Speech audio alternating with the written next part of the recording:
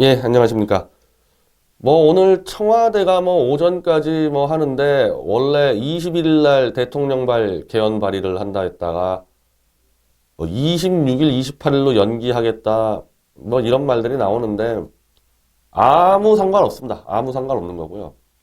그걸 21일 날 발의를 하든, 28일 날 발의를 하든, 문재인의 생각은 중요하지가 않다는 겁니다. 이미 내각제 세력이 광범위하게 네트워크를 짜서, 문재인을 똘똘 포위를 한 상태이기 때문에요. 문재인은 볼 것도 없어요. 문재인이 내놓는 개헌 내용도 지금까지는 볼 것도 없습니다. 나중에 김정은과 손잡고 한번 연방대통령이란 제대로 한번 올리면은 그땐 좀 볼만한데 그래봐야 큰 의미는 없습니다. 내각제 세력이 신속하게 문재인을 포위시킨 거는 연동형 비례대표제라는 게 연결고리가 된 거죠. 제가 지난 방송 때 설명을 드렸는데 연동형 비례대표제는 우리가 지역구 의원들을 투표를 하지 않습니까? 그럼 지역구 의원들이 쫙 배분될 거 아니에요? 민주당 얼마, 자유한국당 얼마, 정의당 얼마, 국민의당 얼마. 근데 지역구는 한 표만 적어도 떨어지니까 그 한 표가 적어서 떨어진 그 표가 사표가 돼버리잖아요. 그러니까 실제로 정당이 얻은 득표보다 이 의석수가 왜곡이 된다 이겁니다. 실제 지난 총선 때 정당 투표, 우리가 투표를 두 개 하잖아요. 후보 하나, 정당 하나. 정당 투표 1위가 국민의당이었어요. 지난 총선 때. 그럼 국민의당이 1당이 돼야 되는 거 아니냐. 거기서 나오는 이제 발상이어서 지역구 의원을 배분했을 때, 정당이 받은 투표와 달리 손해보는 정당이 있다 그러면은 비례대표를 그쪽에다가 우선적으로 줘버려가지고 그걸 보충해주는 제도가 연동형 비례대표로서 소수 정당에게 유리하게 돼 있는 거죠. 근데 지금은 이제 우리가 비례대표가 한 40석 정도 되나요? 그러니까 지역구가 한 250구석인가? 249석이고 비례대표가 60석쯤 되죠. 60석 가지고 나눠줘봐야 이게 안 된다. 보전이 안 된다. 그래서 지금 정의당은 비례대표를 거의 한 60석에서 100석을 더 늘려버리자. 100석 가지고 나눠주면 더 보존이 잘 되지 않냐. 그래서 필연적으로 이거는 국회의원 수가 늘어나게 돼 있다는 거죠. 현재 구도에서는. 이걸 자유한국당이 자기들 기득권 지키려고 버티고 있다가 내각제가 더 탐나니까 이걸 풀어버렸다는 거죠. 이걸 풀어버렸다. 그리고 당연히 이자들 자기들 손해 안 보려고 심상정 정의당이 주장하는 대로 국회의원 의석수를 최소 60석에서 100석으로 늘려버릴 겁니다. 이거 뻔하죠. 이거 밥그릇 챙기려면 무슨 짓이라도 하는 자들인데 이렇게 이 포위가 되니까 현재 민주당도 지금 내각제 지지자들 절반 넘습니다.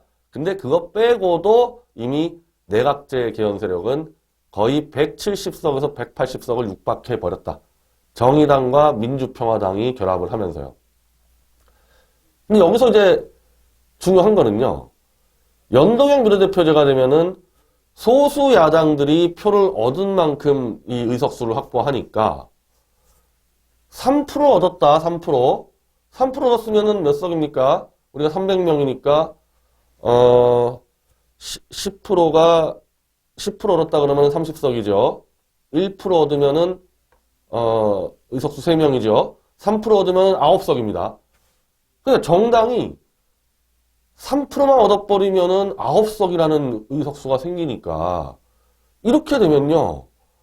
정당수가 엄청나게 늘어나게 돼 있습니다, 이게. 실제로 내각제하는 정당들이 막 10개, 20개 넘어가요.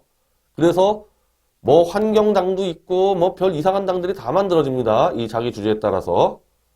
그런 당들이 한 석, 두 석, 세 석을 들고 있어도 과반을 넘겨야지 이건 내각제 집권이 되니까 연립을 해서 한두 석짜리도 연합을 통해서 자기가 원하는 장관 자리 먹을 수 있는 겁니다. 환경당, 녹색당 같은 경우가 한 3석 갖고 있다. 근데 그 3석이 돼야지만은 과반을 넘겨 집권할 수 있다. 그러면은 그 당이 환경부 장관과 노동부 장관을 먹을 수 있다는 거죠. 연동형 비례대표제가 이렇게 되면은 곧 이거는 다당제가 돼버리고요. 어느 정당도 단독으로 과반이 될 수 없습니다. 이 모든 이 대통령제 국가에서는 여당이 과반이 돼서 대통령이 추진할 수 있는 정책을 국회가 뒷받침할 수 있어야 된다는 전제로서 정치적 안정이 되는 건데, 연동형 비례대표제가 되는 순간에는 그 어떤 이 당도 과반이 될 수 없고, 만약에 지금 300석 기준이다 그러면요, 과반이 문제가 아니라 여당이 100석을 넘기기도 쉽지 않아요. 그 연동형 비례대표제를 2016년 총선에 시뮬레이션 해버리면은 자유한국당이 108석, 민주당이 107석으로 떨어져 버립니다. 국민의당이 거의 80석으로 올라가 버리고요. 그럼 이런 상태에서 이건 개헌이 필요한 게 아니잖아요?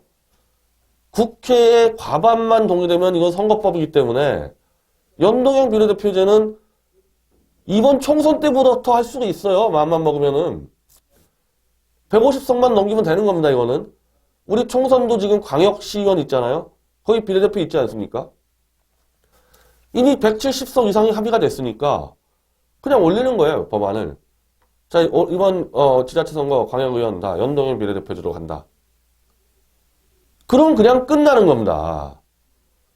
설사 내각제 개헌이 안 돼도 연동형 비례대표제만 되는 순간에 완전 내각제식 다당제가 되고 그 어떤 당도 집권할 수 있는 과반 의석 확보가 불가능한데 그걸로 대통령제를 어떻게 유지합니까? 그런 상태에서.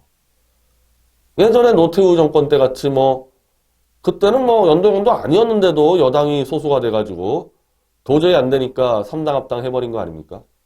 근데 지금 3당 합당 같은 거 정계 개편 되겠어요? 대통령 자체가 힘이 없는데. 그래서 저는 이미 내각제와 문재인의 싸움은 게임 끝났다는 겁니다. 개헌이 안 돼도 이미 끝났어요, 이거는.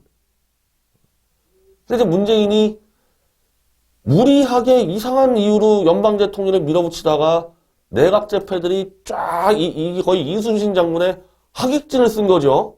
문재인이 돌도끼 던지면서 막 밀고 가는데 뒤로 물리면서 쭉 하객진을 해서 문재인을 완전 포위한 상태인데 이제 거기서 이른바 백병전이 벌어질 거 아니에요, 여기서?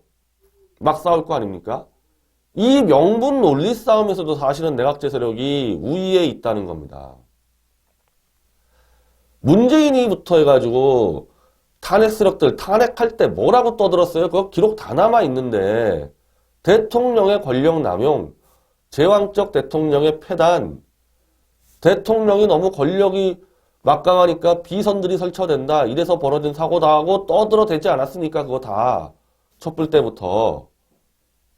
언제 그 촛불 때 대통령을 4년 중임제 해가지고 임기 늘려야 된다. 이런 주장 했습니까? 문재인이가?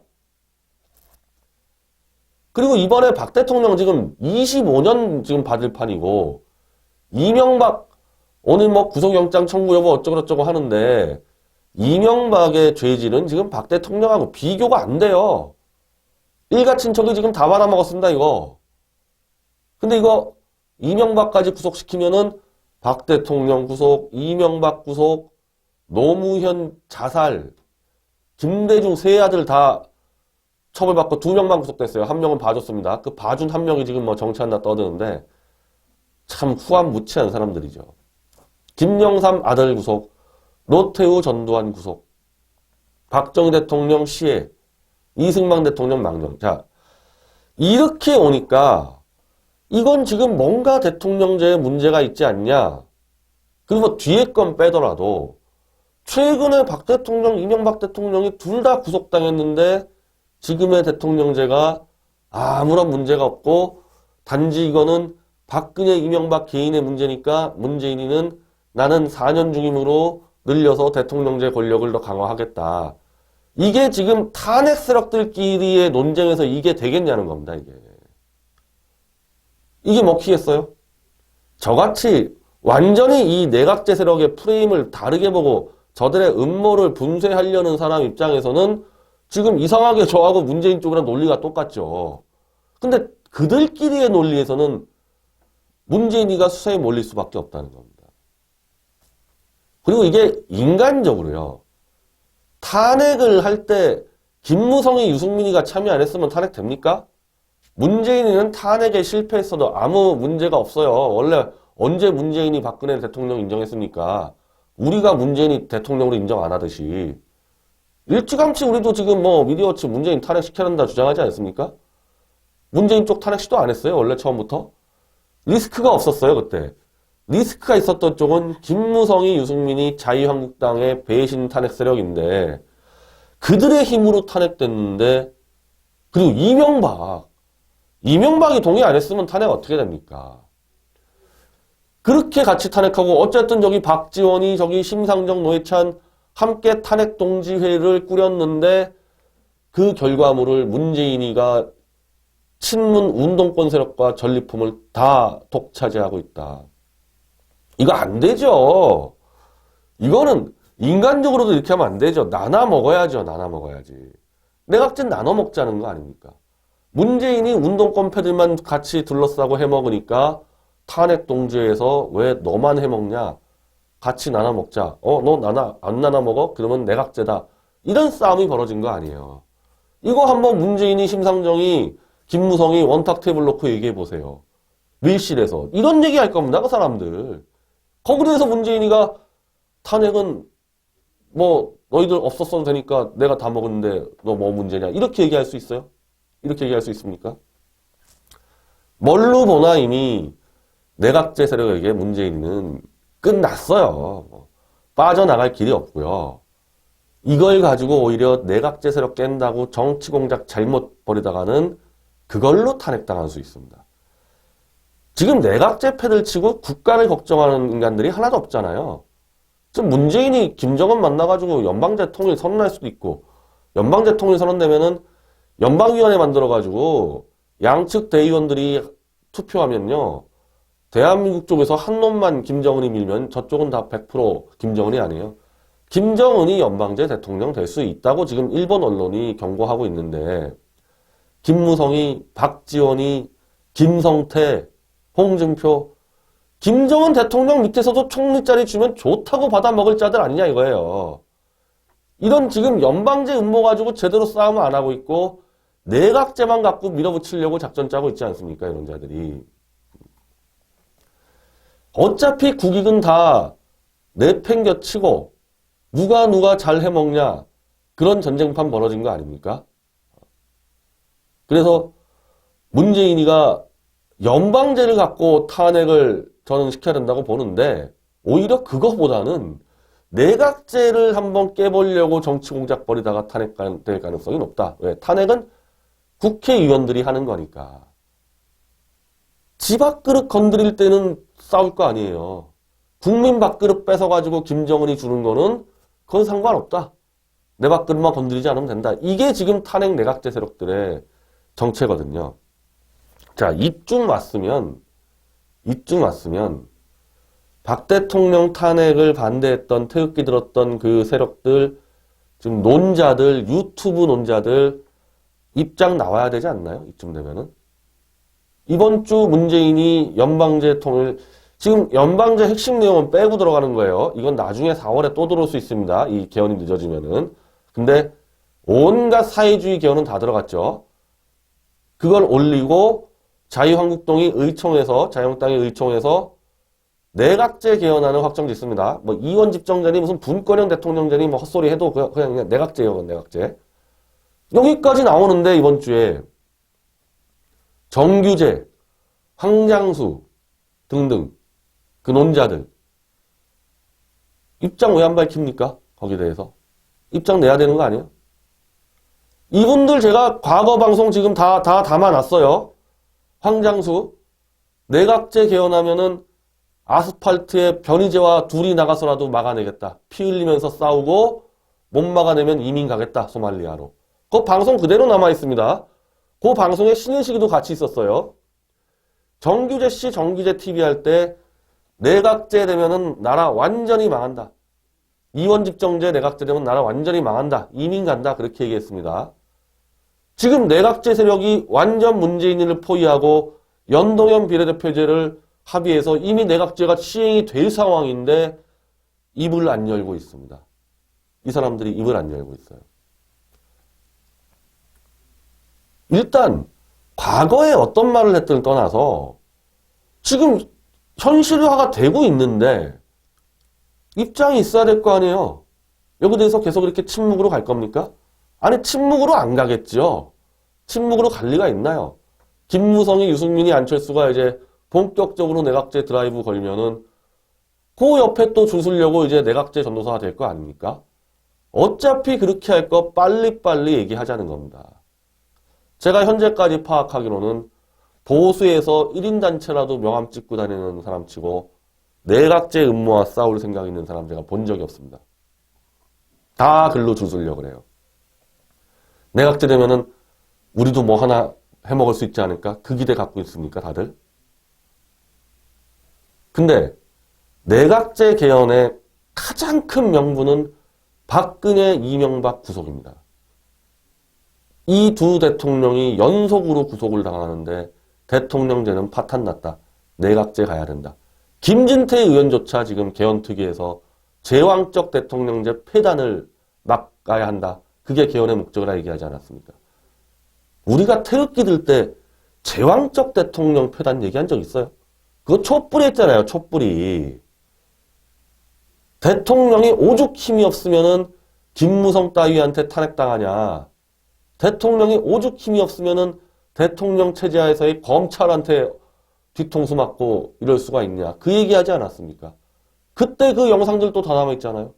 그거 어떡할 겁니까? 일단 그거를 줬습니다. 그거 무시하고 그때 잠깐 정신이 미쳤었다 그렇게 하고 지금 빨리 저는 제가 요구하는 거는 찬성 입장이나 빨리 분명히 하라는 겁니다. 괜히 독자들 더 속여가지고 끌고 갈 생각하지 말고. 지금 조원진 대한민국당도 여기 대해서 애매모호해요. 이 눈치 저 눈치 보다가 일단 태극기 중독자들 모아가지고 일단은 새는 불려놓고 한번 해보겠다. 지금 지자체 선거가 눈앞에 다가왔는데 이번 주까지 다 완전히 이제 공식화되니까 지금도 이미 공식화됐죠. 안만 지금 대놓고 얘기하지 않았을 뿐이지 다 나왔지 않았습니까? 이번 주까지 정규재, 황장수, 조원진 등등 다 입장 밝히세요. 그렇게 해서 국민들에게 판단을 받읍시다. 내각제 세력과 붙어서 갈 건지 우리가 한겨울 탄핵반대 싸울 때처럼 대통령이 얼마나 힘이 없으면은 검찰한테 얻어터지고 국회한테 끌려나가고 이 주장을 이어갈 건지 독자든 뭐든 후원자든 충분히 그 사람에 대한 정보를 주고 모아야죠. 뻔히 내각제 세력에 줄 서 있으면서 침묵으로 이어간다. 그거 사기잖아, 사기. 사기 탄핵 막자면서 사기를 치고 다닙니까? 이번 주까지 시한 드립니다. 다들 커밍아웃 하기 바랍니다.